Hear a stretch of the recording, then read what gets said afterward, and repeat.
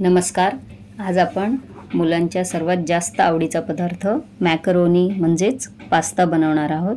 त्यासाठी एका पातेल्यात पाणी घेतले, त्यात थोडंसं मीठ आणि थोडं तेल टाकायचं आणि त्यात पास्ता टाकून घ्यायचा.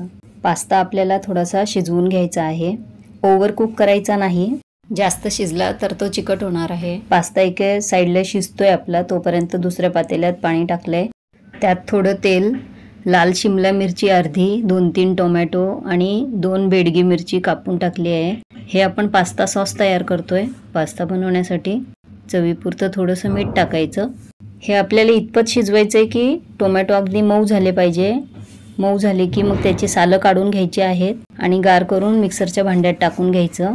आता त्यात अर्धा चमचा मीठ आणि अर्धा चमचा काळी मिरीची पूड टाकली आणि ही पेस्ट अशी तयार झाली आहे आपली. अगदी फाईन पेस्ट करायची. छान रंग आला आहे पेस्टला. आता पास्ता मसाला तयार करूया. त्यासाठी पास्ता पॅकेटमध्ये जे मसाले येतात ते काढून घेतले एका वाटीत.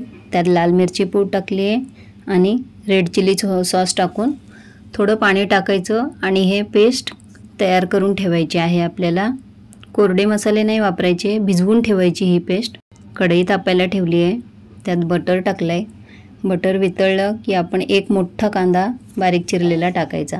कांदा थोडा जास्त वापरायचा म्हणजे छान लागतं ते. आपण यात टोमॅटोचा वापर करणार नाही आहे.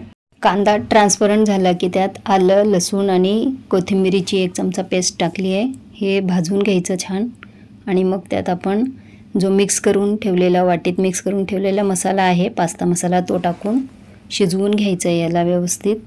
मसाला शिजत असतानाच आपण त्याच्यात जो पास्ता सॉस तयार केला आहे तो 2 चमचे टाकून घ्यायचा. तुमच्या चवीप्रमाणे कमी जास्त सॉस करायचा आहे. तुम्हाला जर माझ्या रेसिपी आवडत असतील तर मालाच किचनला लाईक करा आणि सबस्क्राईब करा.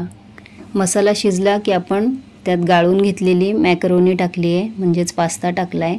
पास्ता खूप जास्त शिजवायचा नाही, नाहीतर तो हलवताना तुटतो. आता गरम असतानाच पास्तामध्ये चीज किसून तो मिक्स करून घ्यायचं. आवडत असल्यास टाका किंवा नाही. आता सर्विंगला घेऊन वरून चीज टाकायची, कोथिंबीर टाकायची आणि खायला गरम गरम घ्यायचं. रेसिपी आवडल्यास लाईक करा. धन्यवाद.